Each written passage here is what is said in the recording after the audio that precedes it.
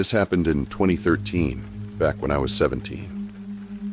My family was looking at a house, and while we were there, the owner showed up to talk with my parents. He seemed like a nice enough older man and mentioned that he'd built the house himself.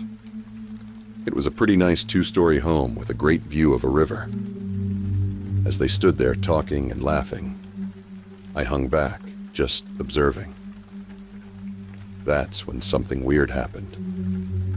During a lull in the conversation, the owner turned slightly away from my parents, and his expression completely changed.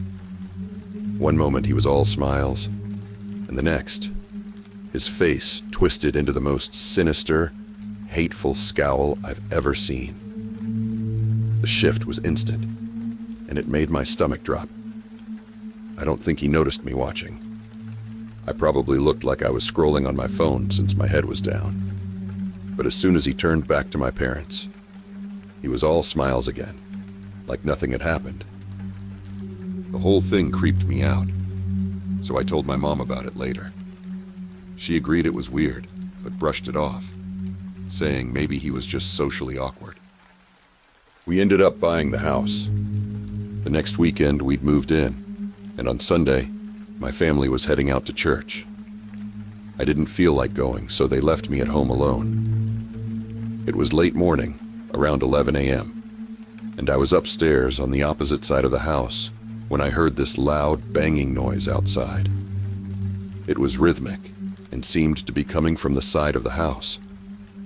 At first, my dumb self thought it might just be the wind. It was a stormy day after all, and I didn't think much of it.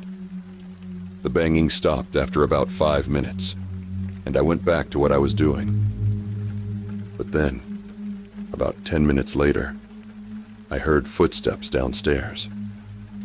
I froze. The sound of chairs scraping across the floor, kitchen cabinets opening and closing, and the fridge door being pulled open, reached me all the way upstairs. Someone was in the house, trying not to panic. I quietly locked my bedroom door, grabbed the baseball bat I kept nearby, and called 911. While I was giving them my address, I texted my mom to let her know someone had broken in, and that I'd already called the police. The 911 operator said an officer was about 10 minutes away, which felt like an eternity. As I stayed on the line, I could hear footsteps heading toward the stairs. My house was so thin that I could track exactly where the intruder was based on the creaks and thuds. My heart was pounding. I whispered to the operator what I was hearing and tried to stay as quiet as possible. Around that time, my mom texted back, saying she was on her way, but she was still about 30 minutes out. So there I was, 17 years old, 5'2", barely 100 pounds, huddled in my room, clutching a baseball bat, knowing full well that if this person came into my room, there was no way I'd overpower them. They'd just take the bat, and I didn't even want to imagine what might happen next. I was absolutely terrified. I heard him walking down the hallway toward my door. Every step creaked in the quiet, each one louder in my head than the last. My heart was racing so hard I thought it might give me away. Then, the door handle turned. It stopped. It was locked. For a moment, everything was completely still. I didn't hear footsteps anymore, but I could hear him standing there, breathing, slow and steady, just outside my door.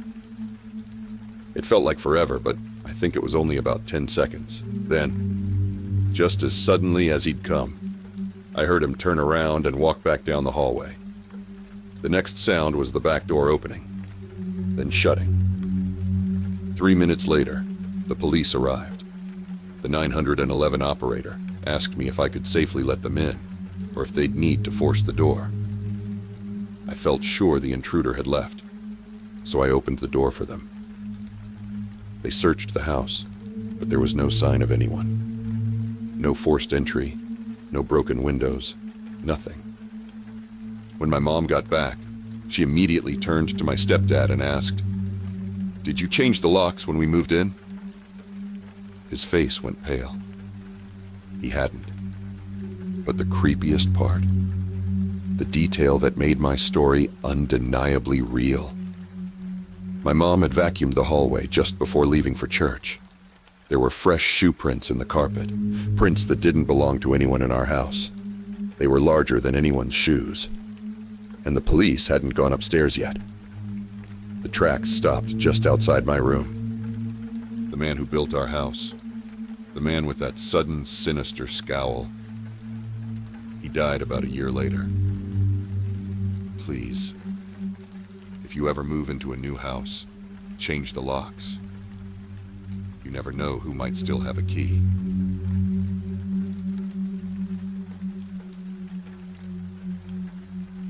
I just moved into a new house over the weekend and paid the first month's rent. I signed a year-long lease. The house itself is, well, let's call it quirky for being built in the 30s. It needs a lot of work. There's a weird layout, an unfinished porch, and plenty of other issues.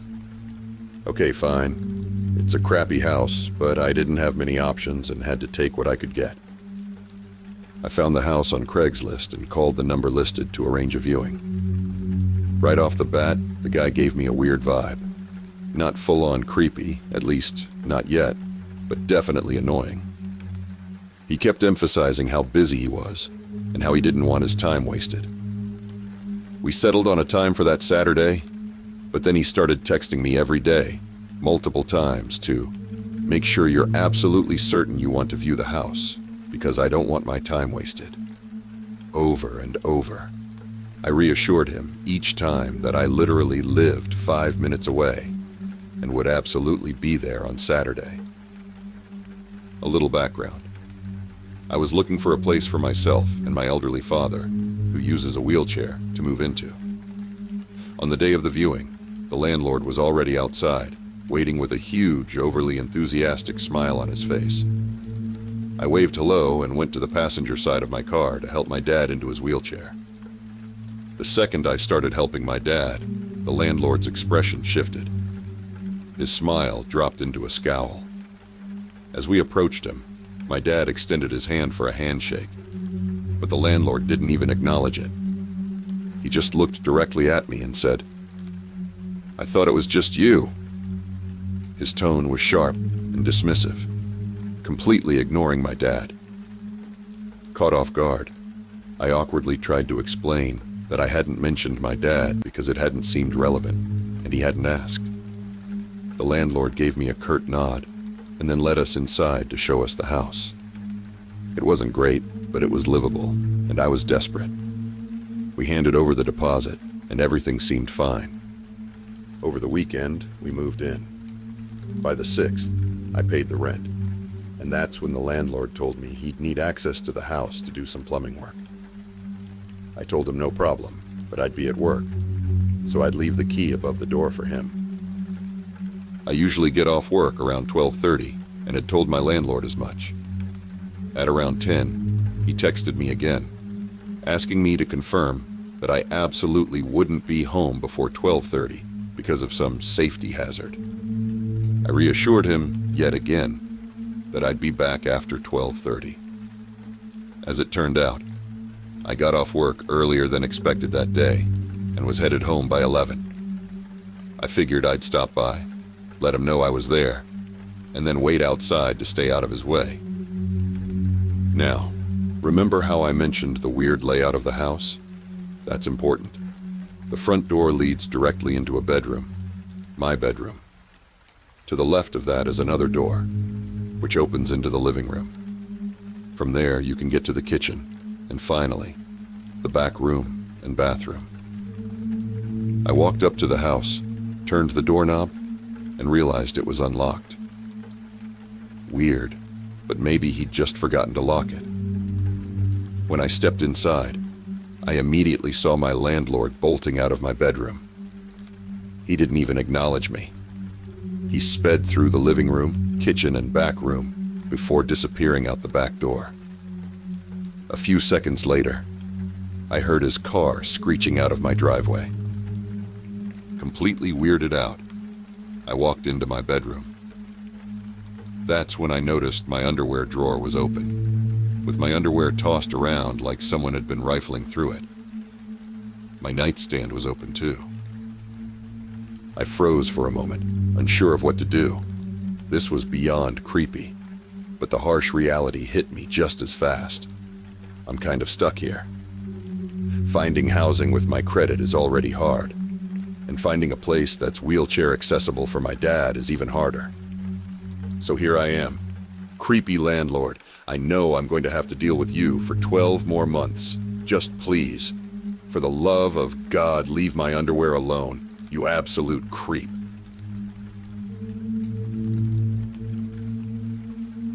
My partner and I recently bought our first home, and let's just say it's been an adventure from day one. On closing day, the selling realtor informed us that the seller hadn't left the keys to the house, and apparently, they never had a garage door opener either. When we asked when we could get the keys, the realtor explained that the seller worked long hours an hour away and wouldn't be able to meet us until 9 or 10 at night. Not exactly ideal. To make up for it, the selling realtor arranged to have new locks installed on the front door and even covered the cost. They also gave us some cash to buy new garage door openers. Yay for free locks, I guess. After that, everything seemed to go smoothly, until I tried to set up the electricity. I called the electric company early in the morning, but they told me they couldn't come out to turn on the power until the next day. Of course, mega eye roll. Meanwhile, the house desperately needed a deep cleaning. The seller hadn't even attempted to clean before moving out, so I figured I'd get started while waiting for the power to be connected. Let me explain the house layout before I go any further. When you walk through the front door, you enter the living area, with the kitchen off to the left.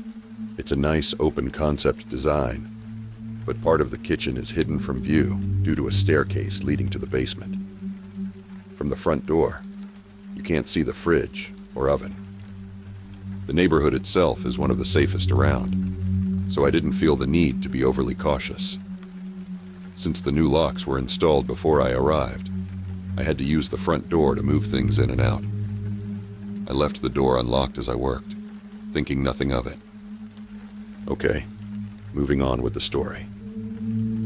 Since the electricity wasn't on yet, I decided to start cleaning the fridge. I figured I might as well make the most of the daylight while I could. To keep myself entertained, I put on a true crime/true horror podcast, maybe not the best choice in hindsight, and got to work. I had the fridge doors wide open and was completely in the zone when I noticed a shadow behind me. My heart skipped a beat. It couldn't be my partner. He was teaching that day. I turned around and there he was. A man in a black hoodie and black shorts standing in my kitchen. Before I could even react, he said he was there to drop off a garage door opener. Without waiting for a response, he set the opener down on the island and bolted out the front door. He didn't knock, didn't say anything else, just ran out. I probably startled him just as much as he startled me, but it took me a while to pull myself together. I immediately called my partner, hoping he'd be on a break, to tell him what had just happened. Then I texted our realtor about the whole thing. It was such a weird, unsettling interaction. For a moment, I wondered if maybe I'd missed him knocking on the door because I was so focused on cleaning. But then I realized he didn't knock. I was sure of it. Less than an hour later, another man came to the door, this time actually knocking. He explained he was there to drop off a key to the front door. And if you're wondering about the doorbell, there's a simple explanation. I wouldn't have heard it anyway, because the house didn't have electricity yet. Oh, we're still working on the house before officially moving in. But I have to say, I'm now super spooked about being there alone. One thing's for sure, I'm no longer listening to true crime or horror podcasts while in an empty house. Lesson learned.